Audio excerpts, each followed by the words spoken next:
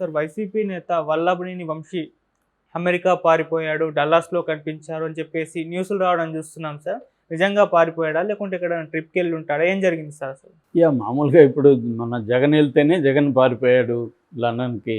ఇక మీదట రాడు. అక్కడే ఉంటాడు. ఎందుకంటే ఓడిపోతున్నాడు. హ్మ్. ఓడిపోతే జైలుకెళ్ళాలి. అందుకనే అతను స్పెషల్ ఫ్లైట్ ఏసుకొని పారిపోయాడు అని చాలామంది రాశారు. మెయిన్ స్ట్రీమ్ తెలుగుదేశం ఛానళ్ళు కూడా దాని మీద డిస్కషన్ పెట్టాయి. బై బై అని హెడ్డింగ్ పెట్టి జగన్ పారిపోయాడు. ఆల్రెడీ నేరుగా లండన్ వెళ్ళకుండా ఆమ్స్టర్డామ్‌లోకి వెళ్ళాడు. ఆ 4 గంటలు ఏమైంది? ఎవరితో ఉన్నారు? ఇవన్నీ రకరకాలుగా వచ్చాయి. ఫైనల్‌గా మళ్ళీ అదే మీడియానే ఏమీ తెలియనట్టుగా అక్కడ పర్మిషన్ రాలేదు కాబట్టి లండన్‌లో ఈటన్ ఎయిర్‌పోర్ట్‌లో అక్కడికెళ్ళి ల్యాండ్ అయ్యారు. మళ్ళీ వచ్చారని కామన్‌గా రాశారు. అదే చంద్రబాబు, లోకేష్ కూడా వెళ్ళారు. వాళ్ళు వెళ్ళినప్పుడు అసలు ఎందుకెళ్ళారు? ఎప్పుడెళ్ళారు? ఎలా వెళ్ళారు? ఒక ఫోటో గానీ, ఒక ఇది గానీ, న్యూస్ గానీ లేదు. ఎందుకంటే ఆయన మీద కూడా కేసులున్నాయి. ఆయన పర్మిషన్ తీసుకోలేదు ఎవరి దగ్గర. యాక్చువల్‌గా ఆయన సిఐడి దగ్గర పర్మిషన్ తీసుకోవాలని చెప్తున్నారు. సో అదేమీ ఇవ్వలేదు. ఓన్లీ సాక్షి కూడా దాని మీద పెద్ద కవర్ చేయలేదు. ఎందుకని మరి వైసీపీ వాళ్ళు కూడా మామూలుగా అయితే ఆయనకి హెల్త్ ఎందుకు ఏమి డిస్కషన్ అంత పెట్టేవాడు. అయినా వాళ్ళైతే పెట్టలేదు. కానీ వీళ్ళు మాత్రం జగన్ మీద విపరీతంగా డిస్కషను, అడుగడుక్కి ట్రాకింగు, దాని మీద మ్యాపులు రిలీజ్ చేయడం. మరి అదంతా చంద్రబాబు మీద కానీ ఎవరి మీద చేయలేదు. అంటే ముందు నుంచి కూడా తెలుగుదేశం, వైసీపీ మీడియా రెండు కూడా తమ రాజకీయ ప్రయోజనాల కోసం ఇట్లాగే బిహేవ్ చేస్తాయి. కానీ ఎఫెక్టివ్గా మాత్రం తెలుగుదేశం మీడియా చేస్తుంది. వైసీపీ సోషల్ మీడియా మళ్ళీ ఎఫెక్టివ్గా ఉంటుంది, కానీ మెయిన్ స్ట్రీమ్ మీడియా అంత ఎఫెక్టివ్గా ఉండదు. ఎందుకంటే సాక్షి ముందు నుంచి కూడా సాక్షికి అంత ఎఫిషియన్సీ లేదు. ఫిలాసఫీలో తేడా ఏం లేదు, కానీ పనిలో ఎఫిషియన్సీ లేదు. ఇటు TV9 కావచ్చు, ఎన్టీవీ అవి సపోర్ట్ చేస్తాయి, కానీ ఫుల్గా ఒక జ్యోతి, ఒక ఈనాడు తెలుగుదేశానికి చేసే పద్ధతిలో వీళ్ళు చేయరు. కొద్దిగా మోడరేట్గా ఉంటారు. అందువల్ల మనం చూసినప్పుడు తెలుగుదేశం మీడియా చేసే విశృంఖల వీర విహారం ఇంకేం మీడియా చేయదు. మొన్న జగన్ది లేటెస్ట్ ఎగ్జాంపుల్. అదే అంతకుముందే లోకేష్ వెళ్ళాడు, ఎవరికి తెలీదు, న్యూస్ రాలేదు. చంద్రబాబు వెళ్తే కూడా ఎవరికి తెలీదు. సింపుల్గా ఆయన ఆరోగ్య పరీక్షల కోసం వెళ్ళారు అని రాశారంతే. మరి అలాగే జగన్ కూడా వాళ్ళ కూతుర్ల కోసం వెళ్ళాడు. తేడా ఏముంటుంది? దీన్ని మాత్రం ఎందుకు చేశారు అన్నప్పుడు ఇదే అనమాట. ఇప్పుడు వల్లభనేని వంశీ మీద కూడా తెలుగుదేశం మీడియా ఇదే స్టార్ట్ చేసింది. వల్లభనేని వంశీ డల్లాస్కి వెళ్ళాడు అమెరికాలో. అక్కడ వాళ్ళ పిల్లలు చదువుకుంటున్నారని చెప్తున్నారు. వాళ్ళ పిల్లల్ని చూడడానికి ఆయన వెళ్ళాడు. ఆయనే కాదు, చాలామంది ఇటు తెలుగుదేశం, జనసేన, వైసీపీ నాయకులు అందరూ కూడా విదేశాలకు వెళ్ళారు. ఎందుకంటే 20 రోజులు గ్యాప్ ఉంది రిజల్ట్కి. ఈ లోపల కనీసం 10 రోజులు, 15 రోజులు టూర్ వేసి రావచ్చు కదా అనేది. ఎక్కువ మందికి డబ్బులు ఉంటాయి. ఆల్రెడీ విదేశాల్లో బంధువులు ఉండొచ్చు, వాళ్ళ పిల్లలు ఉండొచ్చు. వెళ్ళడం అనేది కామన్ వాళ్ళకి. మామూలుగా కూడా అలవాటుగా వెళ్తుంటారు బ్రేక్ దొరికినప్పుడు. సో అలాగే వీళ్ళు వెళ్ళుండొచ్చు. కానీ ఇప్పుడు తెలుగుదేశం మీడియా దీన్ని ఉపయోగించుకొని ఒక కథను డిస్ట్రిబ్యూట్ చేస్తుంది. ఆ కథ ఏంటంటే వల్లభనేని వంశీ గతంలో భువనేశ్వర్ మీద, లోకేష్ మీద, వీళ్ళ మీద కొంత అనుచితమైన వ్యాఖ్యలు చేశారు. అది అప్పట్లో ఎంత ఫ్లేర్ అయింది. చివరికి చంద్రబాబు ఓపెన్గా కన్నీళ్లు పెట్టుకొని ఏడ్చి ఆ వీడియోస్ అంతా కూడా వైరల్ అయినాయి. సో అంటే వాళ్ళకి మెయిన్గా తెలుగుదేశంకి, వైసీపీకి సంబంధించిన కొడాలి నాని, వల్లభనేని వంశీ వీళ్ళిద్దరి మీద ఎక్కువగా తీవ్రమైన ఆగ్రహం ఉంటుంది.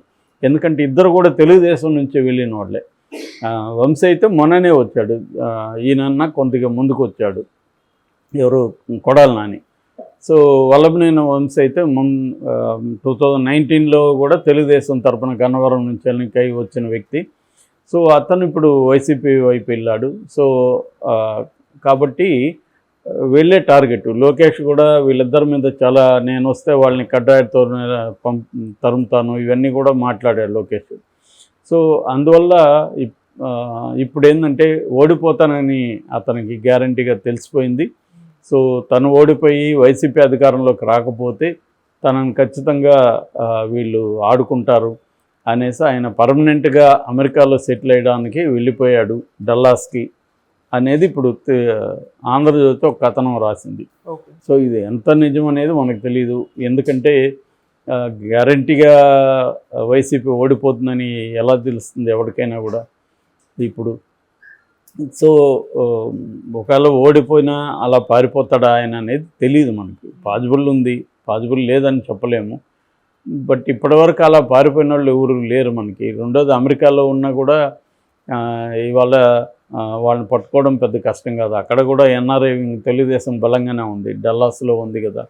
సో వాళ్ళు అక్కడ కూడా అతనికి ఏమైనా హామ్ చేయాలంటే చేయొచ్చు. కాబట్టి అది పెద్ద విషయం కాదు. కానీ నేను అనుకోవడం అతను పారిపోయి ఉండకపోవచ్చు. వాళ్ళ పిల్లలు ఉన్నారు కాబట్టి ఇల్లు ఉండొచ్చు. దాన్ని ఇలా ప్రచారం చేసి ఇదొక రకమైన సునకానందం అనుకోవచ్చు. అంటే మాకు భయపడి పారిపోయాడు అనుకుంటే ఒక ఆనందం కదా. అటువంటివి జరుగుతుంటాయి. మామూలుగా సోషల్ మీడియాలు చేస్తే అర్థం ఉంది, కానీ ఆంధ్రజ్యోతి లాంటి లేదా ఇటు పక్క సాక్షి లాంటి పత్రికలు కూడా ఇదే పని చేస్తున్నాయి ఇప్పుడు. అది మేజర్గా మనకి అంటే జర్నలిజం స్టాండర్డ్స్ ఏ స్థాయిలోకి వెళ్ళిపోయినాయని. అంటే ఎవరైనా తమ వాళ్ళు వెళ్తేమో సైలెంట్గా ఉంటారు, ఎదుటి పార్టీ వాళ్ళు వెళ్తేమో పారిపోయారు. మరి లోకేష్ పారిపోయాడని వీళ్ళైతే రాయలేదు, లోకేష్ పారిపోయాడని ఎందుకు అనకూడదు? అదేవిధంగా వల్లభనేని వంశీ కూడా దేశానికి వెళ్ళాడు. సో ఒకవేళ తను తిరిగి రాకపోతే అప్పుడు రాస్తే అర్థం ఉంది. ఎన్నికల టైంకి కూడా లేడనుకో, ఇక్కడ రాలేదనుకో, అప్పుడు ఈయన పారిపోయాడని రాస్తే అర్థం ఉంది.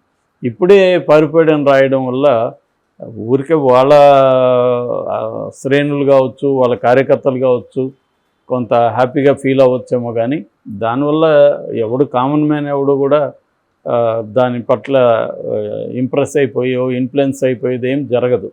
ఎందుకంటే అన్ని వైపు రెండు పార్టీల్లో ఉండేవాళ్ళు ఇప్పుడు పవన్ కళ్యాణ్ వెళ్ళాడని చెప్తున్నారు, ఇటు చంద్రబాబు వెళ్ళాడు, లోకేష్ వెళ్ళాడు, ఇంకా చాలామంది కూడా నాయకులు వెళ్తున్నారు. సో వెళ్ళకపోతే వెళ్తే ఏంటి, వెళ్ళకపోతే ఏంటి, ఇక్కడ ఫరక్ ఏం లేదు కదా అంతవరకు. ఎందుకంటే గవర్నమెంట్ లేదు అక్కడ, గవర్నమెంట్ అనేది ఈసీ నడిపిస్తుంది. కాబట్టి అఫీషియల్గా లేనప్పుడు వైసీపీ వాళ్ళు కూడా చాలామంది మంత్రులు, వీళ్ళ ఎమ్మెల్యే, సిట్టింగ్ ఎమ్మెల్యే వీళ్ళందరూ కూడా వెళ్ళుండే అవకాశం ఉంది. సమ్మర్ ఒకటి ఇక్కడ. సో కాబట్టి విదేశాలకు వెళ్ళి కొంత రిలాక్స్ అయ్యి రావడం అనేది జరుగుతుంది మామూలుగా. సో దీన్ని కూడా ఒక ఇష్యూ చేసి మాకు భయపడి వెళ్ళిపోయాడని చెప్పుకోవడం అంటే సునకానందం తప్ప ఏమీ లేదు. దానివల్ల అంటే మేమంటే భయం స్టార్ట్ అయింది వైసీపీలో అని చెప్పుకోవడం. భయం ఎప్పుడు స్టార్ట్ అవుతుంది? ఎన్నికలు జరిగి వచ్చినాక. అది కూడా పూర్తి మెజారిటీ పోతే ఏం భయం ఉండదు, వాళ్ళకు కూడా స్ట్రాంగ్గా ఉన్నిందనుకో అంతే ఈజీ కాదు బ్యాటిల్ ఎప్పుడు కూడా. రెండోది మోడీ వైసీపీతో కూడా మంచిగా ఉండాల్సిన అవసరం మోడీకి కూడా ఉంది. సో సెంట్రల్లో వైసీపీకి అండ ఉన్నంత వరకు తెలుగుదేశం కూడా ఇక్కడ ఏం చేయగలదు? మహా అయితే చిన్న చిన్న గొడవలు చేయగలరు. దాన్ని ఎదుర్కోవడానికి వైసీపీకి కూడా గ్రౌండ్ లెవెల్లో ఆర్గనైజేషన్ ఉంది. ఇవి జరుగుతుంటాయి. రెండోది ఇల్లీగల్గా వెళ్తే ఎప్పటికైనా అందరికి ఇబ్బందే కదా. మళ్ళీ తెలుగుదేశం ఇదే పని చేస్తే తెలుగుదేశం నెక్స్ట్ తర్వాత గెలిచే పరిస్థితి ఉండదుగా. ఇప్పుడు నువ్వు వైసీపీ ఏమేమి చేసిందో దౌర్జన్యాలు, అక్రమాలు అని చెప్తున్నావు, అదే తెలుగుదేశం చేస్తే ఇంక తేడా ఏముంటుంది? ఇంక వాళ్ళని అనడానికి వీళ్ళకేమి హక్కు ఉంటుంది? రేవంత్ రెడ్డి కూడా అదే చేస్తున్నాడు కదా. ఇక్కడ కిడ్నాపులు, ఇక్కడ బెదిరించడాలు ఇవే జరుగుతున్నాయి ఇక్కడ కూడా బీఆర్ఎస్ మీద. సో మరి రేవంత్ రెడ్డి గతంలో బీఆర్ఎస్ మీద చేసిన విమర్శలకు అర్థం లేదు. అట్లాగే స్వేచ్ఛ ఇంపార్టెంటు, ఆకలితోనే ఉంటాం కానీ ఆత్మాభిమానం చంపుకోమని నినాదం ఇచ్చాడు రేవంత్ రెడ్డి. ఇప్పుడేమో గవర్నమెంట్ని విమర్శించిన, పథకాలను విమర్శించిన వాళ్ళందరినీ జైలుకి పంపించానని ఓపెన్గానే చెప్తున్నాడు.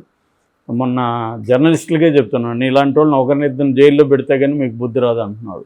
సో అధికారం వచ్చినాక ఎవరైనా ఒకటే. అదే హరగోపాల్ ఆయనతోనే రేవంత్ రెడ్డితోనే ఇంటర్వ్యూలో చెప్పాడు ఎన్నికల ముందు, మీరు ఇప్పుడు ఇట్లా అంటారు కానీ మీకు అధికారంకి వచ్చినాక మీరు కూడా ఇలాగే అయిపోతారు అని చెప్పాడు. అదే జరుగుతుంది రెండో వైపులో కూడా. రేపు తెలుగుదేశంకి వచ్చినా, అక్కడ తెలుగుదేశం అధికారంలోకి వచ్చినా